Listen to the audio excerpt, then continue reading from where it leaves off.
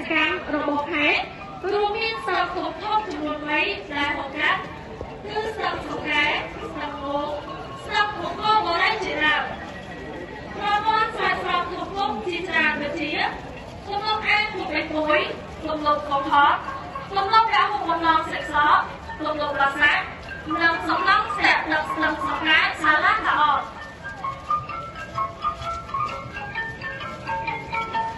ក្រៅពីដំណាំស្រូវខេត្តបាត់ដំបងមានផលិតផលកសិកម្មជាច្រើនទៀតដូចជាត្រីសាច់បន្លែបង្ការរបស់របរ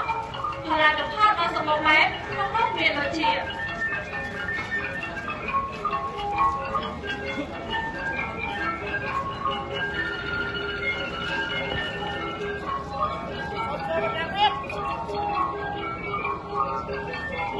ផ្លែមូរ៉េនផ្លែក្រូចម្នាស់រ៉ូទីពោតផ្លែហាក់ប្រាំបន្លែបង្ការណែមក្រឡាននិងស្វាយទាជាដើម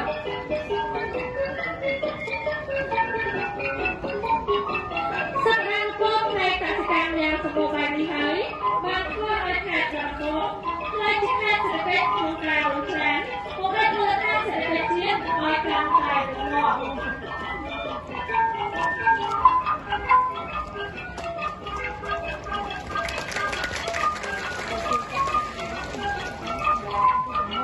ហើយជាបន្ត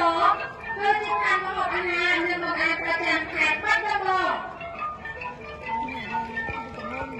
ខេត្តបាត់ដំបងជាខេត្តមួយនៅលើរាជធានីកម្ពុជាដែលមានភាពស៊ីវិល័យស្ទើរគ្រប់ជំនាន់នាំឲ្យខេត្តនេះសម្បូរទៅដោយប្រជាជនចម្រុះជាតិសាសន៍ដែលបានរស់នៅប្រកបការងារផ្សេងៗយ៉ាងចុះសម្រុងនិងស៊ីចង្វាក់គ្នាតាំងពីដើមរៀងមក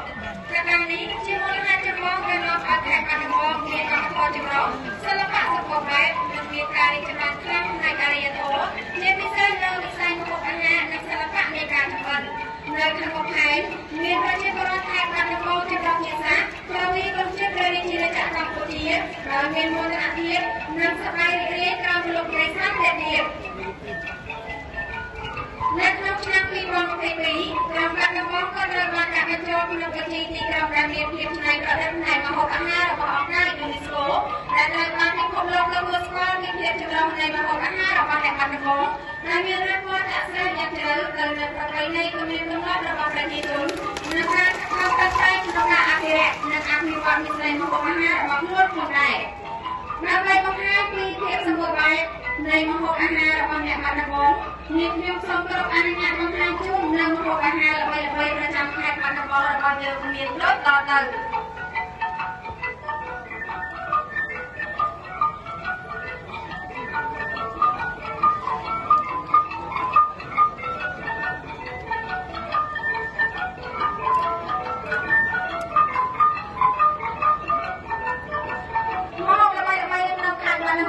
មានដូចជាខ្នុរពងត្រី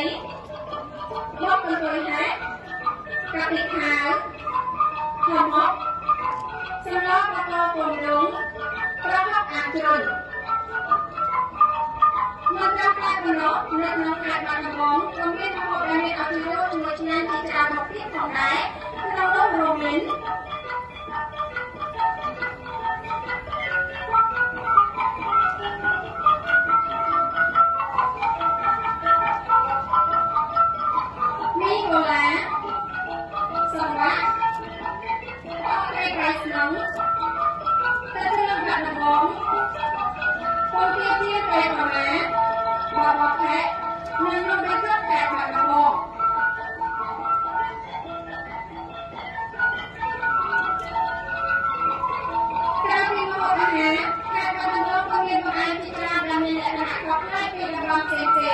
នៅក្នុងប្រទេសកម្ពុជាក្នុងនោះមានរមៀននៅអាកាសនៅបាត់ដំបងនៅរកៅនៅក្លឹបប្របីនៅកែពុំនៅកៃឡៃនៅក្នុងអ្នកឯកនំនៅផលរបស់អ្នកឯកនំនៅបង្អែមជាច្រើនមានទៀតសូមអរគុណ